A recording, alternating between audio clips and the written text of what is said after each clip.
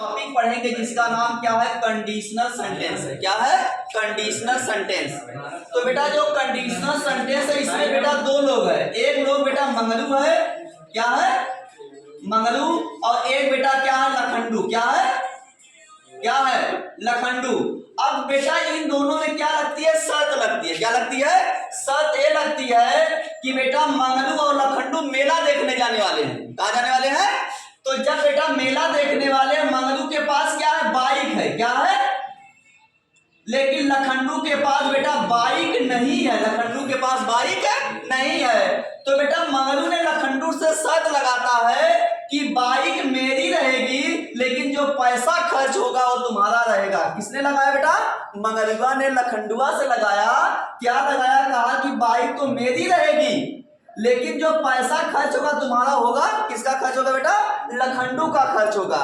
Same to same condition बेटा यहाँ पे भी यही क्या होती है, लागू होती है। अब बेटा कंडीशनल सेंटेंस में ये होता है कि जिन वाक्यों में बेटा क्या लगाई जाती है, शर्त लगाई जाए, उन्हें हम कंडीशनल सेंटेंस कहते हैं। ठीक, तो बेटा ऐसे वाक्य को यदि बेटा उसमें यदि आ जाएगा या अगर आ जाएगा तो बेटा ऐसे प्रारंभ होते हैं, और बीच में बेटा क्या आ जाएगा, तो आ जाएगा।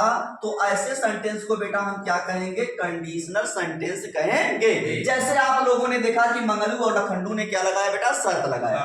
ठीक, तो यहाँ पे बेटा एग्जाम्पल अगर हम देखेंगे, हमने बेटा कहा कि अगर वह आएगा तो मैं उसे अपना कलम दूंगा। यहाँ बेटा क्या लगी है, शर्त लगी है। क्या लगी है, शर्त। तो बेटा इसकी अंग्रेजी देखिए बेटा, नियम ये कहता है कि जब बेटा ये दोनों सेंटेंस फ्यूचर में हो, क्या हो, फ्यूचर में हो, तो पहला वाला बेटा जानते हो किस में अनुवाद होगा, पहला वाला प्रेजेंट में अनुवाद होगा। किस में अनुवाद होगा, प्रेजेंट में। और दूसरा वाला किस में अनुवाद होगा, फ्यूचर में अनुवाद होगा। किस में अनुवाद होगा, यानी कहने का मतलब ये बेटा प्रेजेंट इंडेफिनिट में अनुवाद होगा, और ए वाला किस में अनुवाद होगा, फ्यूचर इंडेफिनिट में अनुवाद होगा। कैसे बेटा, अगर की अंग्रेजी बाबू क्या होगा, इफ। क्या होगा, इफ। अब बेटा इसको अनुवाद करोगे, किसमें अनुवाद करोगे, वह की अंग्रेजी क्या हो जाएगी, ही। क्या हो जाएगी, ही। अब बेटा कम माने क्या होता है, आना, और बाबू इसी में क्या जोड़ देंगे, ईएस, मतलब कम्स। क्या हो जाएगा, कम्स। अब बेटा तो की अंग्रेजी कुछ नहीं बनेगी, तो की अंग्रेजी कुछ नहीं बनेगी। यहाँ बेटा क्या लगा देंगे आप, कॉमा लगा देंगे, फिर कहेंगे आई के बाद बाबू सैल लगता है, आई सैल। और बेटा गिव माने क्या होता है, देना, गिव। ठीक, ही में। अब बेटा यहाँ पे आई के साथ किसका प्रयोग किया जाएगा, आई के साथ अपने के लिए बाबू माई का प्रयोग किया जाएगा, माई पेन। देखो कितनी आसानी से बन गया। ठीक, दूसरा का, अगर मैं तुम्हारे गांव जाऊंगा तो मैं तुम्हारे पिता से क्या करूंगा बेटा, मिलूंगा। सेम टू सेम कंडीशन है भी। अगर की अंग्रेजी बाबू क्या होगा, इफ। क्या होगा, इफ। और बेटा एक इसमें अनुवाद करोगे, प्रेजेंट इंडेफिनिट, मैं की अंग्रेजी क्या होगी, आई। ठीक, गो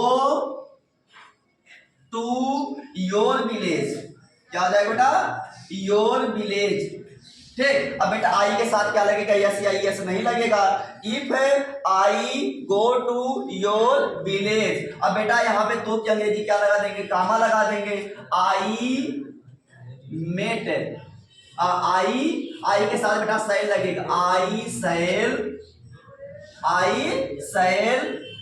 मीट। ठीक बेटा, I shall meet your father. तो बेटा समझ में आ गया ना। तो इसी को बेटा क्या कहेंगे, कंडीशनल सेंटेंस कहा जाएगा। हमें आशा है कि आपको अच्छी तरह से समझ में आ गया होगा। ठीक है ना, यहाँ तक ले आप सभी लोग नोट डाउन कर लीजिए।